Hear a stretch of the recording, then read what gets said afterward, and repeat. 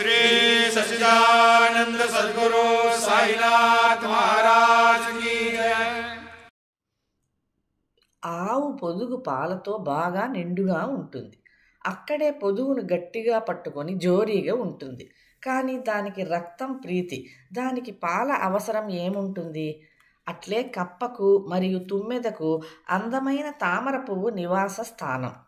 అయితే పువ్వు పరాగంలో భ్రమరం విహరిస్తే అక్కడే ఉన్న కప్ప బురదను సేవిస్తుంది. జ్ఞాననిధి ఎదురుగా కనిపించినా మూర్ఖుడు అజ్ఞానం వైపే ఆకర్షింపబడతాడు. మూఢునికి అజ్ఞానమే జ్ఞానమని అనిపిస్తుంది. జ్ఞానం గురించిన పాఠాలు వానికి ఏమి ఉపయోగపడతాయి? అజ్ఞానం నిర్మూలనమవుతే బ్రహ్మజ్ఞానం స్వయంగా ప్రకటమవుతుంది. అందుచేత ముందు అజ్ఞాన ప్రతిపాదన ఆవశ్యకం అని తెలుసుకోవాలి. బ్రహ్మజ్ఞాన సమానం పవిత్రమైనది త్రిజగాలలో వేరే ఏదీ లేదు.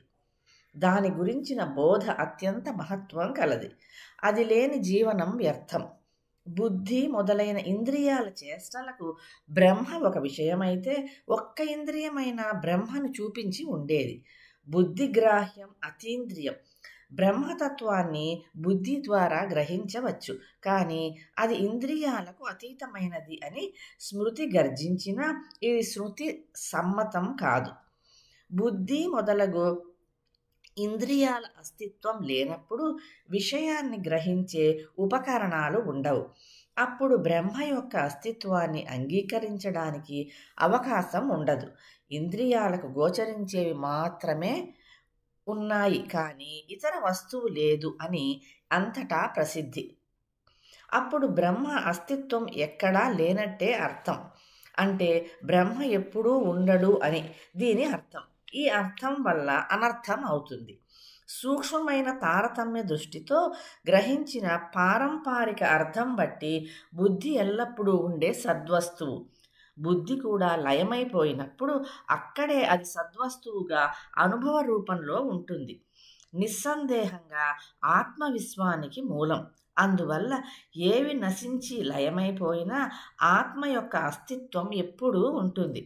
రాయితో కుండను పగులగొట్టితే దాని ఆకారం పోయి కుండ పెంకులు మిగిలి కుండ అస్తిత్వాన్ని తెలుపుతాయి. కుండకు ఆకారం తెచ్చిన కార్యం ధ్వంసమైన కుండ యొక్క అస్తిత్వం నశించిపోదు. కుండ పెంకులు కుండ అస్తిత్వానికి సాక్ష్యం. కార్యం యొక్క అస్తిత్వపు అంశ దానిలోనే మిగిలి ఉంటుంది. ఏ కార్యం యొక్క సమాప్తి అయినా దాని పర్యవసానం ఎప్పుడూ శూన్యం కాదు. ఏ వస్తువు లయమైనా దాని అస్తిత్వం సూక్ష్మ రూపంలో ఉంటుంది. దీనికి ప్రమాణం సద్బుద్ధి. సర్వతీర్థాలు వ్రతాలు పావనమైనవే అయినా పావనం కంటే పావనం బ్రహ్మజ్ఞానం. ఆ బ్రహ్మజ్ఞానం లేకుండా పూజలు భజనలు నిరర్ధకాలు. అజ్ఞానం వలన చిత్తం మలినమవుతుంది. ఆ చిత్తం యొక్క మలక్షాళనం పరమేశ్వరుని భక్తితో తప్ప జరగదు. భక్తి లేకుండా జ్ఞానం ఉత్పన్నం కాదు. అందువలన ముందుగా అజ్ఞానాన్ని తెలుసుకోవాలి. దాని స్వభావాన్ని, దాని గురించిన వర్ణనను స్పష్టంగా తెలుసుకుంటే దాని బంధనం నిరసనమవుతుంది. దీనికి భక్తియే సాధనం. ఎదురు కాళ్లతో పుట్టిన వారి కళ్ళలో అంజనం వేస్తే భూమిలో నిక్షిప్తమై ఉన్న ధనం కనిపిస్తుంది. అట్లే భక్తిని అవలంబిస్తే అజ్ఞానం తొలగిపోయి జ్ఞానోదయం అవుతుంది. జ్ఞానం అంటేనే ఆత్మస్వరూప ప్రాప్తి. అజ్ఞాన నివృత్తి దానికి మూలం. పరమేశ్వరుని భక్తి లేకుండా మాయాశక్తిని ఎదుర్కోవడం అసఖ్యం. జ్ఞానం అజ్ఞానం రెండూ కలిసే ఉంటాయి. వాని నుండి అజ్ఞానాన్ని జాగ్రత్తగా వేరుపరచాలి. ఎసరులో పోసి వండటానికి రాళ్లను ఏరేసి బియ్యాన్ని తీసుకునే విధంగా అంతటా అన్ని ప్రాణులలోనూ భగవంతుడే ఉన్నాడన్న భావంతో జ్ఞానయజ్ఞాలు వగైరా ఉపాసనలను చేసి సర్వవ్యాపి అయిన శ్రీకృష్ణుని చూసేవారు జ్ఞానం కొరకు అజ్ఞానాన్ని దహించి వేస్తారు. ఇప్పుడు జ్ఞాన యజ్ఞ స్వరూపాన్ని గమనించండి. పంచమహాభూతాలు, యజ్ఞ మండపం, అహం బ్రహ్మస్మి ఇందులోని స్తంభం. జీవేశ్వర భేదం ఇక్కడ పశువు. పంచేంద్రియాలు పంచప్రాణాలు ఇవే యజ్ఞ సామగ్రి. మనసు బుద్ధి అనే గుండంలో జ్ఞానాగ్ని రగులుకొల్పబడుతుంది. యజ్ఞకర్త యజమాని అయిన జీవుడు అజ్ఞానం అనే నేతిని ఆహుతి చేస్తాడు. దానితో ఆత్మానంద రసంలో మునిగిన ఆ జీవునికి అవభృత స్నానం జరుగుతుంది. తాత్పర్యం, అజ్ఞానం అనే నేతిని వేల్చకుండా జ్ఞానాగ్ని ప్రకటం కాదు. జ్ఞానాగ్ని జీవేశ్వర భేదాన్ని కాల్చి అభేద జ్ఞానాన్ని ప్రకట చేస్తుంది. నిర్మలమైన అద్దం దుమ్ముతో కమ్ముకున్నట్లు, అగ్ని ప్రకాశం పొగతో కప్పబడినట్లు, కామ క్రోధాలతో ఆవరింపబడిన జ్ఞానం అజ్ఞానం మరుగున పడిపోతుంది.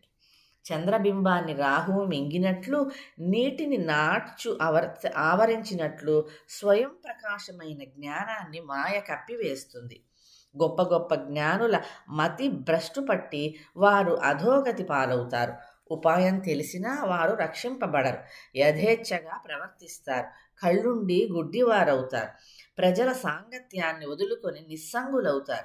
వారు కూడా బలవంతంగా దుష్ట సాంగత్యం వలన మోసపోతారు. యథేచ్ఛగా ఆచరిస్తారు. వానప్రస్థాశ్రమానికి వచ్చి తిరిగి గృహస్థాశ్రమానికి వెళతారు. చేయరాని పాట్లను చేస్తారు. మునుపు అసహించుకున్న వస్తువును మరలా ప్రీతిగా స్వీకరిస్తారు.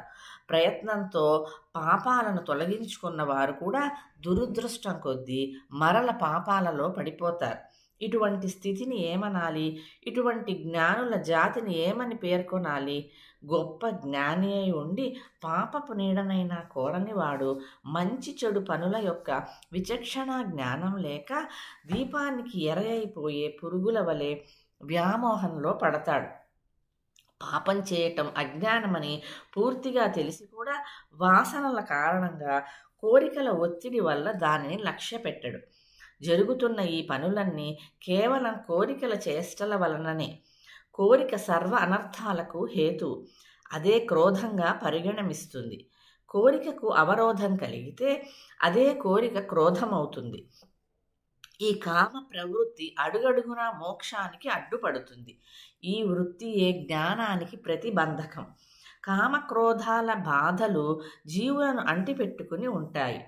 ఇవి బ్రహ్మస్వరూపానికి సమీపంలో జ్ఞాన పంక్తిలో ఉంటాయి. ఇవి నీరు లేకుండానే ముంచేస్తాయి. అగ్ని బ్రహ్మస్వరూపానికి సమీపంలో జ్ఞాన పంక్తిలో ఉంటాయి. అగ్ని లేకుండానే దహించి వేస్తాయి. ఏ అస్త్రశస్త్రాలు లేకుండానే సంహరిస్తాయి. తాడు లేకుండా బంధిస్తాయి. వీని ముందు జ్ఞానులు కూడా నిలవలేరు. జ్ఞానులను చిత్తుగా పరాజితులను చేస్తాయి. వీనికి మహాప్రళయాన్ని సృష్టించే సామర్థ్యం ఉంది. తెలియకుండాలే ప్రాణులను మింగేస్తాయి. చందన వృక్షం యొక్క మూలానికి కాలసర్పం చుట్టుకొని ఉండేలా కామ క్రోధాలు జ్ఞాన గర్భాన్ని చుట్టుకొని ఉంటాయి. ఇంద్రియాలు, మనసు, బుద్ధి ఇవి కోరికలకు ఆయతనాలు. ఈ కోరికల కారణంగా జీవుల జ్ఞానం మూతపడటం వలన ఇవి జీవులను మోహంలో పడేస్తాయి. చందనం చెక్క మీకు కావాలంటే సర్పాన్ని చంపేయాలి. అట్లే జ్ఞాననిధిని సంపాదించుకోవాలంటే కామక్రోధాల ఆవరణను తొలగించాలి. సర్పాన్ని సంహరించకుండా ఎవరికైనా చందనం చెక్క లభిస్తుందా? కృష్ణ సర్పాన్ని చంపకుండా పూడ్చిపెట్టిన ధననిధి పాత్ర లభిస్తుందా? అట్లే పరతత్వమైన ఆత్మజ్ఞాన ప్రాప్తికి మాయ యొక్క ముసుగును తొలగించాలి. ఇది ఒక్కటే సాధనం కనుక ముందు ఇంద్రియాలను నిగ్రహించుకుంటే కామక్రోధాలు అణిగిపోతాయి. జీవుడు కామక్రోధాల అధీనంలో ఉంటాడు. అజ్ఞానం జ్ఞానానికి ఆవరణగా ఉంటుంది. శరీరం కంటే ఇంద్రియాలు సూక్ష్మం. వాని కంటే మనసు సూక్ష్మం. మనసు కంటే బుద్ధి సూక్ష్మం. బుద్ధి కంటేను సూక్ష్మం పరమాత్మ. ప్రపంచ ధర్మాలన్నిటికీ అతీతంగా ఉన్న పరాత్పరుడు పరమ సత్యం, అత్యంత హితకారి అయిన ఆ పరమాత్మయే అమృతమయమైన సత్స్వరూపం. శుద్ధ బుద్ధ నిత్యముక్త అభేద స్థితిలో ఉండే తత్వం. అదే పరమానందంలో ఉత్పన్నమైన చైతన్యం. పంచీకరణమని దేనిని అంటారో అదే మాయారూప దర్శనం. దాన్ని తెలుసుకోవటానికి అధ్యారోప అపవాదాలు ఇవి ఒక్కటే సాధనం. అపంచీకృత పంచమహాభూతాలను పంచతన్మాత్రలని అంటారు. పంచ ప్రాణాలు, ఇంద్రియాలు, మనసు, బుద్ధి, వీనితో ఆత్మ యొక్క సూక్ష్మ శరీరాన్ని తయారు చేయటం వీని పని. పంచీకృత పంచభూతాల నుండి విరాట్ పురుషుడు ఉదయిస్తాడు. ఆత్మ యొక్క స్థూల శరీరాన్ని విరాట్ అని జ్ఞానులు అంటారు. స్థూల సూక్ష్మ శరీరాలకు కారణం కేవలం ఆత్మస్వరూప జ్ఞానం లేకపోవటం. అది భాషించే అవ్యక్త శరీరం అంటే ఆత్మ యొక్క కారణ శరీరం.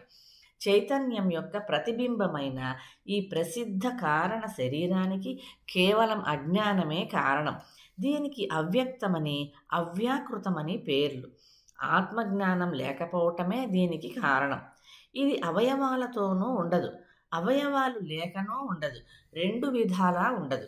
ఈ శరీరం నశించటం కేవలం బ్రహ్మైకత్వ జ్ఞాన ప్రాప్తితోనే. ఆత్మస్వరూపంలో స్థిరపడటమే మోక్షమని పేరు. ఇంతకంటే మోక్షం వేరే ఏమీ లేదు. తన ఆత్మస్వరూపంలో ఉండటమే మోక్షం. కేవలం బ్రహ్మాత్మైకత్వ జ్ఞానం కలిగితే చాలు, అజ్ఞానం తొలగిపోతుంది.